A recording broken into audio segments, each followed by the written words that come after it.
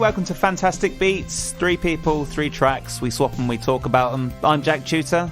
I'm Lizzie Maris. And our guest today is runway show fanatic, Instagram stranger stalker, fashion icon. It's Honor Clover-Slater. Hello, Honor. How's it going? Thanks so much for coming on. It's a pleasure to have you. It's truly a pleasure to be here. So we're going to talk about some tracks as per. I've brought the first recommendation of the day, and that's a track by, sorry about the pronunciation, Maseke, Pasopa and Mako with a track called Roho Inauuma. So basically this is a track from the Sounds of Siso compilation, which is a selection of music by young Tanzanian artists who are working in a style of music called Singeli. And when this compilation came out, it just suddenly became a style of music that was interesting to a lot of people around the world, and they started touring around the world. But originally it was really something that was only interesting to the youths in Tanzania. But I came across it because someone recommended it to me last year, and I was just blown away instantly. I mean, essentially it's these really fast instrumental loops, like super ridiculously fast, like they've been pitched up and sped up with MCs spitting really fast rhymes over the top. It just feels utterly relentless. I mean, the whole compilation is not unlistenable, but I mean, you take it in small chunks if you're going to get through the whole thing. And this particular track that I picked is probably my fave of the lot. It's got this little synth melody that's going like, which feels incredibly frantic. And it goes like that for about 3 minutes 40, and the rhythm of the rap kind of varies up. There's kind of a chorus section there, but essentially it has like one idea and it just pummels it. The vocalist is nearly screaming. I mean, basically nearly screaming just to be heard over the freneticism of everything else.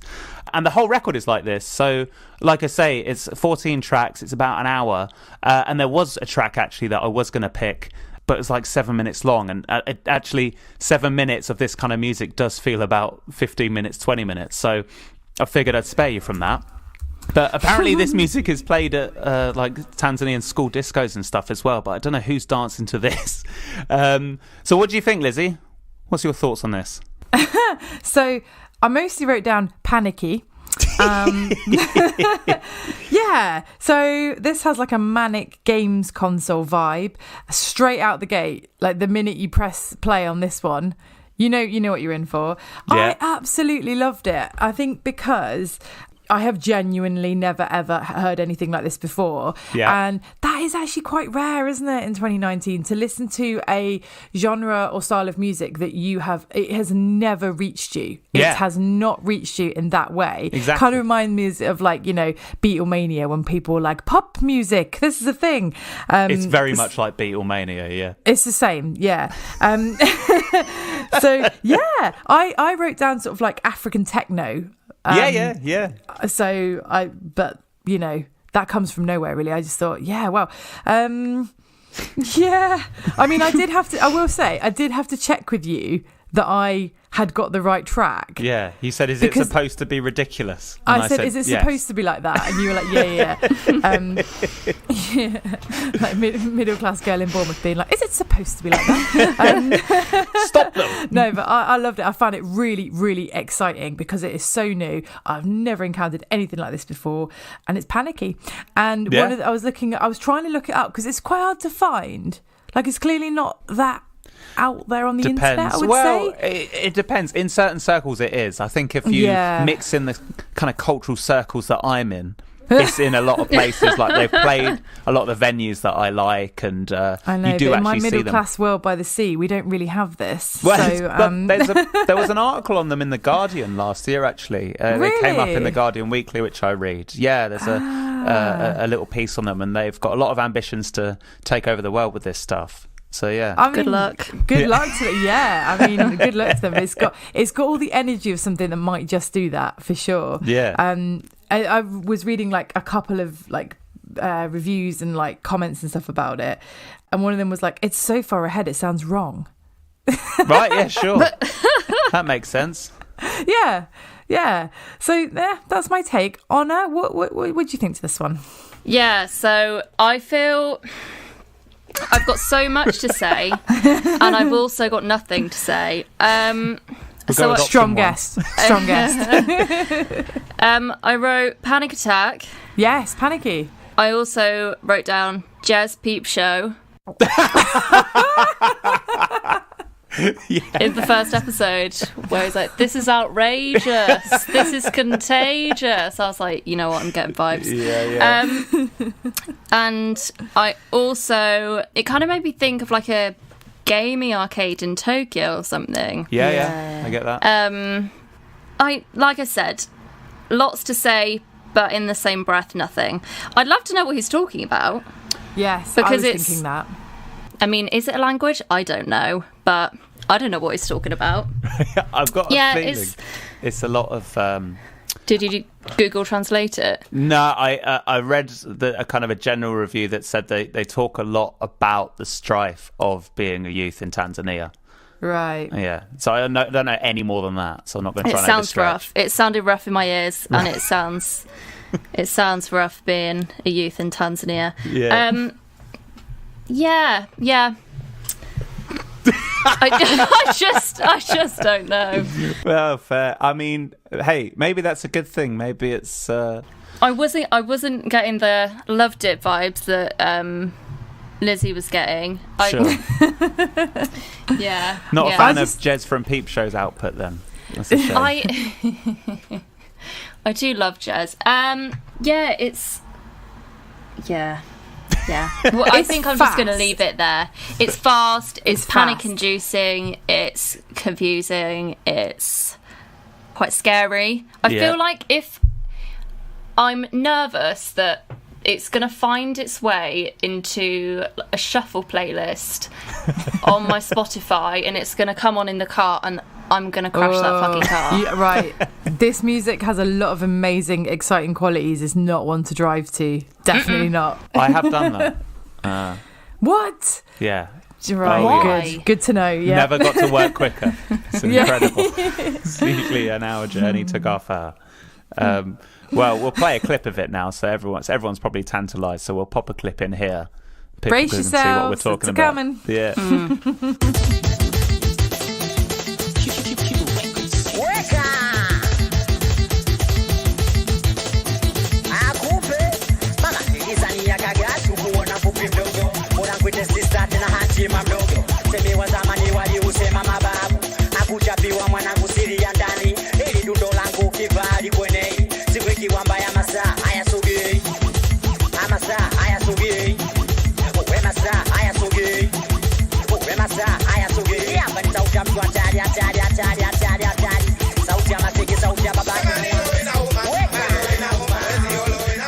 Track 2. Honor, it's yours. What you got? Perfect. So I chose Blur's To The End. It's from their Park Life album, and it features Laetitia Sadier from Stereolab. She's singing the French bits. It's good. I picked it because it's an album that was on quite a lot when I was a kid, and me and my sister have got really fond memories, and the saddest fucking thing ever is we both got a matching tattoo that says To The End. Like, it's a real one. Oh my god. Yeah, That's what it is. Yeah, no, it looks like someone fell asleep with a biro on my ankle. It says To The End. It means a lot to me and my sister too. The song was never really played that much when I was a kid. Like, I know all the words to Park Life, but I never really listened to The End, and it's only when I started to re-listen to Blur when I was a teenager, and I was like, shit, this is like echoes teenage relationships so much. Yeah. I really enjoy the kind of juxtaposition between Damon's accent and Letitia's accent, French accent, and the orchestra. That is really enjoyable to me, and also the lyrics kind of, it's a really confusing one because it looks like we made it to the end. It should be like a woohoo, like a celebration, but it's quite clearly the end of their relationship. So right. It's also got a twinkly, kind of enchanting, fun vibe to it, like a fairground vibe. Yeah, I love it. I enjoy Honor talking about it being twinkly because I wrote down sparkly. Yay. Yeah, it's got this amazing circus breakdown in it, you know, sort of, I think it's about 2/3 of the way through. And I feel like that's got nods to France in it as well, because then I think there's some accordion sounds in the mix there as well, sort of echoing her beautiful vocals. Love the sparkly chimes and like lashings of them as well. There's a lot of chimes in that section.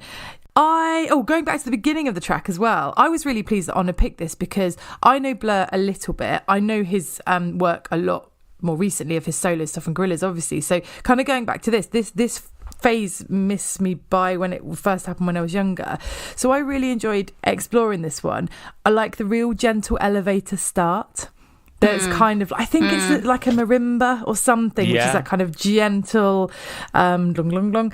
It's not like that, but it's sort of like that, which almost sounds like a funny sitcom to me in places, the way it kind of plods along and kind of like gently resonates but bounces along a little bit. And at the end, something that made me think of the rest of this album, in particular like Park Life and like the simplicity of it. The last time he says the chorus, so he says we collapsed in love, but the last time he goes we just collapsed in love. And I think I really like that kind of British simplicity, like, well, it's just what happened. Playing it down, yeah. Really liked this one. It's very euphoric, isn't it? And I can see how it could hold very special places in people's hearts. It's got the makings of a really special song. Yeah. All the parts are there, and it's nice to hear that story as well. Jack, what are you saying? Yeah, I recognise the song instantly, even though I can't ever remember listening to it, if you know what I mean. It's just like, as soon as the chorus kicked off, I was singing along, and I was like, bloody hell, I must have heard it somewhere then. But I think it's because it's such an anthemic chorus that you just end up, you know, via osmosis, just picking it up somewhere. And I think what's very deceptive is the fact that it is this anthemic and, as you say, like a triumphant sentiment where it's like, we made it to the end. And you say that when you're like, oh, fantastic. Yeah. But it's obviously, if you properly listen to the verses, that's where it all comes out, and you're like, oh Christ, this is a relationship where, from what I could pick up, it's two people who are just going through the motions, trying to revive their relationship by talking dirty to each other and saying things that they don't mean. And then there's a sense that they're kind of looking at each other like, what the fuck are we doing? And yet there's this pretense, like this outer sense of romance, which is like conveyed with all the strings kicking off and stuff. It's like, from the outside, it looks like they're having a great relationship, and it's still buzzing and still very French and romantic, and actually on the inside it's not. And I think the one moment where it comes out is that circus bit, because it's like all of it's a fucking circus. That's the bit when they start merging together. Suddenly you're like, oh, hang on. So this is trying to demonstrate the fact that actually their relationship has become really absurd to the point of funny. I thought that was great. I mean, I wasn't expecting to drag that much out of a track. And I think it's particularly interesting that you start off thinking, gosh, this is a joyous song. And then you listen, you're like, oh, it's tragic. I've been tricked all this time. I also like hearing Damon in this very waily, like high-pitched time of his life, and now hearing him like in Gorillaz and only really mumbling low down and, you know, or constantly sounding like he's on a telephone. So it's interesting to hear him like all like heart on sleeve in a way that he probably isn't now, if you know what I mean. So yeah, that was cool. I enjoyed it. Yeah, cool. Yeah, good one. Sorry, there's a bit of a gap there. Sorry. It's all right. Seems like we've made it to the end of that one. Can I just say, go on. I didn't read it as being the end of a relationship. I read it a rather more saucy reading of sort of collapsing into love, and we made it to the end. Okay. Oh. Yeah, no, I see that. I know, you know, I know, and just dirt. Sorry. Never. You are filth, and get out. I never thought of it like that. I think you are both actually right, but my initial reading was that they were having a bit of a session, and it had come to a natural conclusion, and that was a nice thing. That's so interesting. Maybe that that's so when it says starts with something like all these dirty words. So maybe they're just saying, oh, let's just get on with it. Yeah. Oh my gosh. Oh. Who knew, huh? Yeah. Bloody hell. God. Mind blown. Change that tattoo. No, you can't. Does anyone only get laser tattoo removals?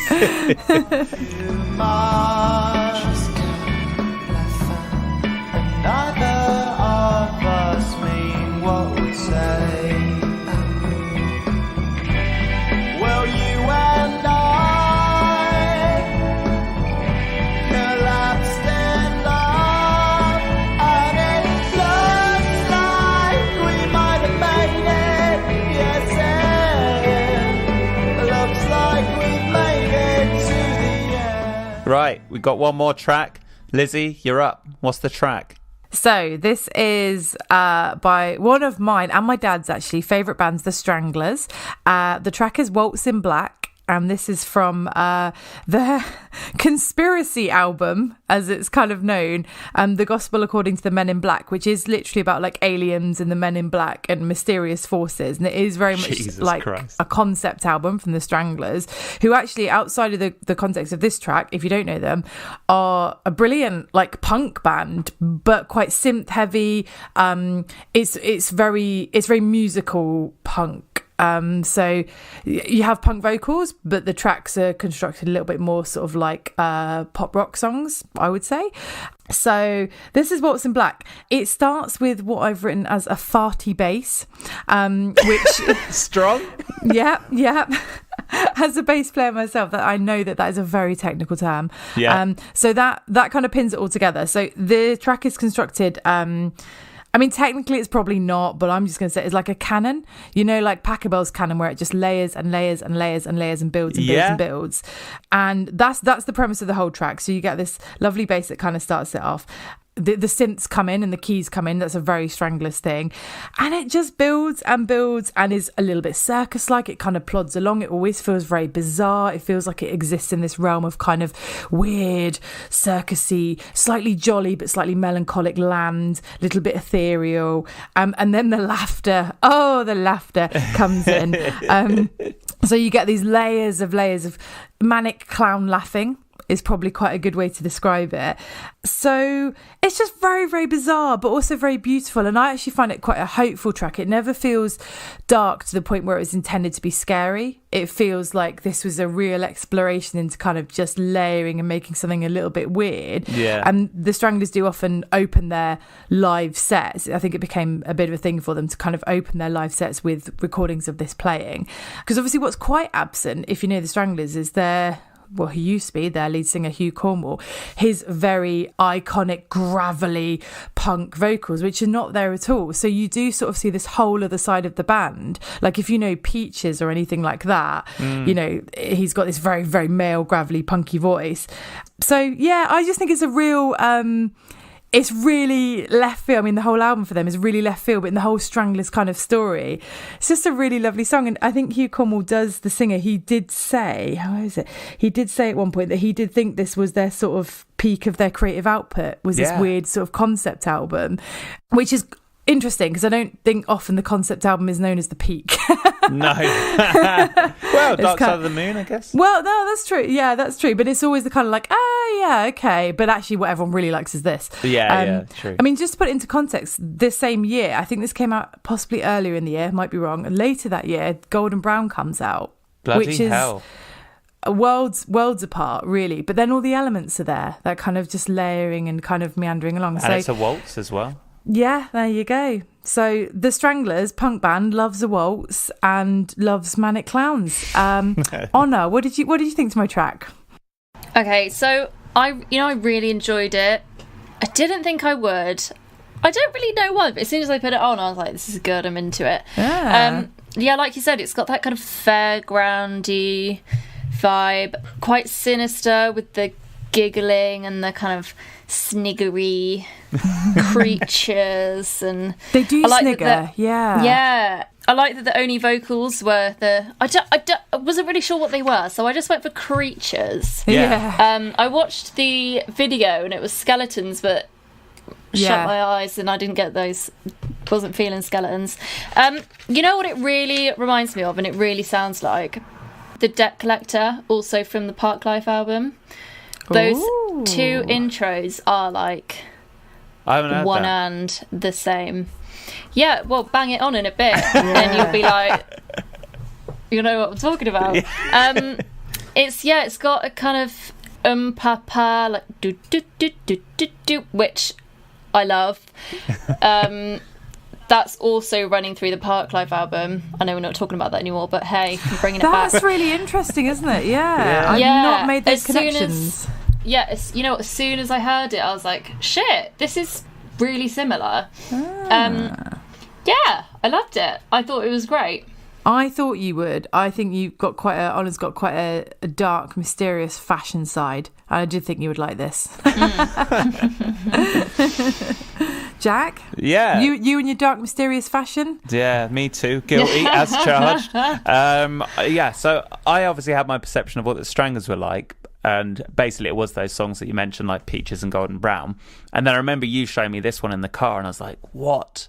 This is the Stranglers. And it's still a bizarre piece of music. I think even by today's standards, it's weird. If it cropped up on an album now, it would still feel really odd. It definitely sounds to me like the image that came into my head was like a really tacky budget ghost train ride. I got exactly the same. Yeah, that leads you into a tunnel where they've kind of gone for quantity over quality with the effects, so you end up with like loads of cackling creatures to the point where it pretty much drowns out the synthesizer, and the synthesizer's doing a sweet melody. Like, I actually really enjoy the melody and the way it changes up in the middle as well. It's got a really nice feel to it, but at a certain point they just go, fuck it, bring in the laughs, and then it just like completely swamps the whole thing. I couldn't believe that. Is it right, this opens the album that it came off of? Yeah. So you start off with an instrumental, you don't have the vocalist on it, and in his place you have those snickering, cackling, high-pitched laughs instead.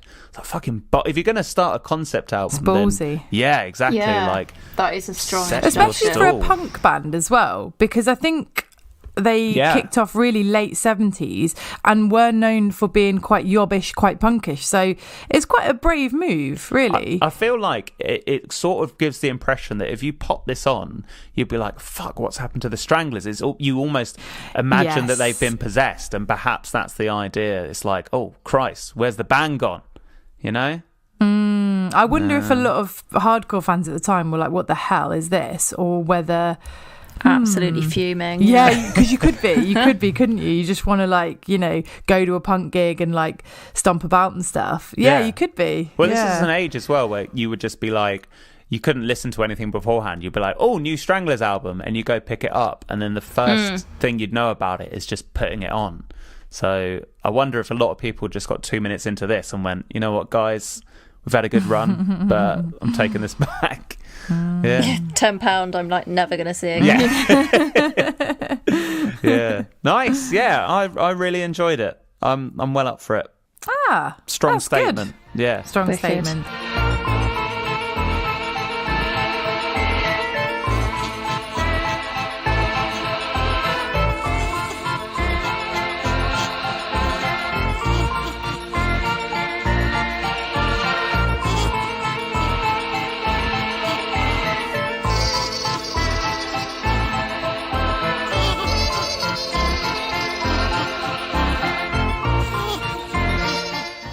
We've all made strong statements. Maybe yours the strongest, Jack. Thank you. Yeah. It was a statement. I mean, you're far away and I'm feeling it over here. It was something. Yeah. No, I'm glad you... Well, I was going to say glad you enjoyed it, but never mind. Thank you very much for coming on the show. It's been wicked to swap some music recommendations with you. Not a problem. Anytime. Cool. It's lovely to talk about Blur. I'm going to check out the Debt Collector. Yeah. Check out the Debt Collector. Stick the album on. It's a goodie. Tell you what, it's a goodie. Play it back to back with Sounds of Sisso, darling. I'll send that through to you as well. It's too much. Okay. See you at your funeral. We can play Waltz in Black. Hey, perfect. So if people want to keep up to speed with us online. Maybe they want to shoot us a recommendation or something. Lizzie, what should they be doing? Yeah, if you would like to be on the podcast or you have a recommendation, you can email us at hello@fantasticbeatspodcast.com. We're also on Twitter, fantastic_pod, or we have a website where everything lives, which is fantasticbeatspodcast.com. Well said. Great. Well, we'll see you in a couple of weeks. Thanks very much for listening. Bye-bye. Bye. Bye.